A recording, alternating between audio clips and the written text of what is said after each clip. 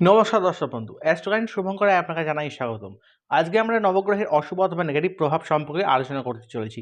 আজকের আলোচনার মাধ্যমে জ্যোতিষশাস্ত্রের উপর কোনো জ্ঞান ছাড়াই আপনি জানতে পারবেন কোন গ্রহটি আপনার বিরুদ্ধে নেগেটিভ প্রভাব দিচ্ছে। কোনো নির্দিষ্ট সমস্যার ক্ষেত্রে জ্যোতিষশাস্ত্রের অনুসারে একাধিক কারণ হতে পারে।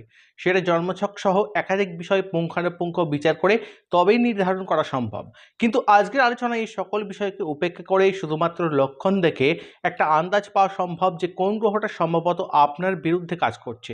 কিন্তু আলোচনা শুরু করার আগে আপনার কাছে একটি পরামর্শ বা অনুরোধ জানাচ্ছি যে এই সামান্য লক্ষণের উপর নির্ভর করে নিজে নিজে কোনো প্রতিকার বা রেমেডি করতে যাবেন না। না হলে সেই সমস্যার নিবারণ তো দূরের কথা, বরং আরও একাধিক সমস্যার জন্ম দিয়ে ফেলতে পারেন। তো চলুন দেরি না করে আজকে আমরা আমাদের মূল আলোচ্য বিষয়ে এসে উপস্থিত হই।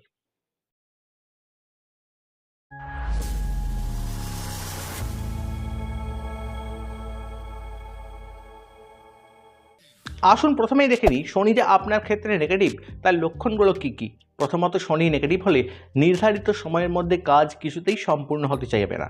সব সময় মনে হবে এইটুকু তো কাজ, আজ থাক, আগামীকালকেই করব। এইভাবে একের পর এক কাজ পেন্ডিং হয়ে পড়ে থাকবে। অর্থাৎ এক প্রকার অলসতা, লেজিনেস বা কুড়েমি জাতক বা জাতিকার মধ্যে বিদ্যমান থাকবে এবং সবসময় একদম শেষ মুহূর্তে এসে হুড়োহুড়ি করে কাজটা সম্পূর্ণ করার চেষ্টা থাকবে। এনারা সাধারণত এক্সকিউজ বা বাহানা তৈরি করতে সিদ্ধহস্ত হয়ে থাকেন। শনি অত্যাধিক নেগেটিভ প্রভাব দিলে সেই জাতক বা জাতিকা দায়িত্ব কর্তব্য বোধহীন হয়ে থাকেন। অশুভ শনির প্রভাবে পূজা অর্চনা এবং কোনো কিছু দান করাকে সময়ের ব্যয় এবং পরিশ্রম ও অর্থের অপচয় বলে মনে হবে। জাতক অজুহাত দেবে, পৃথিবীতে এত মানুষ সমস্যাগ্রস্ত, আমার সামান্য সাহায্য অথবা দানে কি সকল দুঃখ দারিদ্র কমবে? যদি সকলের দুঃখ দারিদ্র সমস্যা না কমে তবে দু একজনকে সাহায্য করেই বা কী হবে? কর্মচারী, নিচু স্তরে কাজ করা ব্যক্তি অথবা যারা আপনার তত্ত্বাবধানে কাজ করছে অথবা শ্রমজীবী মানুষজনের সঙ্গে একের পর এক সম্পর্ক খারাপ হওয়া, বাদ বিবাদ এবং সংঘাতে জড়িয়ে পড়া অশুভ শনির লক্ষণ। অশুভ বা নেগেটিভ শনির আরেকটি লক্ষণ হলো গাড়ির ইঞ্জিন বারবার খারাপ হওয়া। নেগেটিভ শনি মাঝে মাঝে জাতকের মধ্যে নিঃসঙ্গতা, একাকিত্ব, শূন্যতা এবং ভয় সৃষ্টি করতে পারে।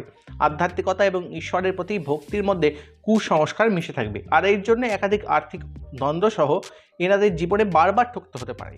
অশুভ শনির প্রভাবে জীবনের শৃঙ্খলাবদ্ধতা বলে কিছুই থাকবে না। অর্থাৎ ব্রেকফাস্ট করছেন দুপুর 12টায় এবং লাঞ্চ করছেন বিকেল 5টায়। টাকা পয়সা কিছুতেই ম্যানেজ হতে চাইবে না। সবসময় একটা হাত টান বা অভাবের মতো পরিস্থিতি লেগেই থাকবে। অল্প বয়স থেকেই হাড়ে অথবা জয়েন্টে ব্যথা যন্ত্রণা অনুভব করবেন। বৃদ্ধাবস্থার কথা বেশি চিন্তা করবেন এবং পরিত্যক্ত স্থান যেমন শ্মশান, সৎকার এইসব বিষয়গুলোতে ভয় পাবেন। গ্যাসের সমস্যা, জয়েন্ট পেইন, নার্ভের সমস্যা নিয়ে আসতে পারে। বারবার পায়ে বা কোমরের নিচের অংশে আঘাত লাগা, বারবার ফ্র্যাকচার হওয়া অথবা এমন কোনো রোগ বা পরিস্থিতির মধ্যে পড়ে যাওয়া যেটা দীর্ঘস্থায়ী, তবে সেটা শনির অশুভত্ব বা নেগেটিভ প্রভাব থেকেও হতে পারে। এবার আসি নেগেটিভ বুধের লক্ষণে। প্রথমত, ক্যালকুলেটিভ বিষয়গুলোতে জাতক দুর্বল হবে, যার জন্য জীবনে ঠকতে হতে পারে। ব্যবসা করতে গেলে ব্যবসায়িক বুদ্ধির প্রয়োজন, আর বুধ নেগেটিভ বা অশুভ হলে সেই জাতক বা জাতিকার ব্যবসায়িক বুদ্ধিমত্তা অন্যদের তুলনায় কম হয়ে থাকে। নিজস্ব বুদ্ধির অপেক্ষা নিজের আবেগ থেকে অথবা দেখাদেখিতে সিদ্ধান্ত নেবে। নিজের কর্মের প্রাপ্য সাম্মানিকটুকুও চাইতে দ্বিধা এবং সংকোচ বোধ করবে। অন্যদের যেখানে বয়সের সঙ্গে সঙ্গে ম্যাচুরিটি আসে, এনাদের ক্ষেত্রে বয়স বাড়লেও শিশুসুলভ আচরণ বিদ্যমান থাকবে। বুধ অশুভ হলেই সাংসারিক দায়িত্ব পালনে অদক্ষ বা অপটু হবেন। এনাদের মধ্যে গুরুত্বপূর্ণ কোনো ব্যাপারে সিরিয়াসনেস থাকবে না। সব কিছুকেই টেক ইট ইজি হিসেবে গ্রহণ করবেন। এমনকি কোনো গুরুত্বপূর্ণ ক্ষেত্রে এনারা কোনো গুরুত্বপূর্ণ বিষয় বা সিরিয়াস আলোচনার সময় নিজে হেসে ফেলবেন অথবা অপরকে হাসিয়ে সেই বিষয় বা আলোচনার গাম্ভীর্যতাকে নষ্ট করবেন। বুধ অত্যধিক খারাপ ফল দিলে মাঝে মধ্যে অসংলগ্ন অতিরিক্ত কথা বলে নিজেকে উপহাসের পাত্র এবং স্টুপিড বলে তুলে ধরবেন। লেখালেখি সম্পর্কিত কাজে মন বসবে না এবং গণিতেও দুর্বল হতে পারেন। এক জায়গায় নিজের মনোনিবেশ বেশিক্ষণ ধরে রাখতে পারবেন না। একাধিক বিষয় নিয়ে একসঙ্গে চিন্তাভাবনা অথবা পদক্ষেপ গ্রহণ করার চেষ্টা করবেন। স্কিন, চর্মরোগ, নাক, কান, গলার সমস্যা নিয়ে আসতে পারে। বুধ অত্যধিক খারাপ হলে বাণীদোষ তথা তোতলামো এবং শব্দ উচ্চারণের অস্পষ্টতার মতো পরিস্থিতিও তৈরি করতে পারে। আসুন এবার দেখে নিই চন্দ্রের লক্ষণগুলো কী কী। পার্সে রাখা টাকা ঘন ঘন গোনার অভ্যাস থাকবে। বাড়িতে ট্যাপের থেকে ক্রমান্বয়ে ফোঁটা ফোঁটা জল পড়তে থাকা চন্দ্রকে দুর্বল করে। নিজস্ব বুদ্ধিকে সাইডে রেখে অনিয়ন্ত্রিত আবেগ থেকে সিদ্ধান্ত গ্রহণ করে পরে পস্তাতে হতে পারে। চন্দ্র নেগেটিভ হলে সেই জাতক অন্যদের মতো প্রতিকূল সময় মানসিক দৃঢ়তা রাখতে পারেন না, অল্পতেই মানসিকভাবে ভেঙে পড়বেন, অল্প একটুতেই চোখের জল আসবে, হাতে লিকুইড ক্যাশের ঘাটতি নিয়ে আসতে পারে দুর্বল বা নেগেটিভ চন্দ্র।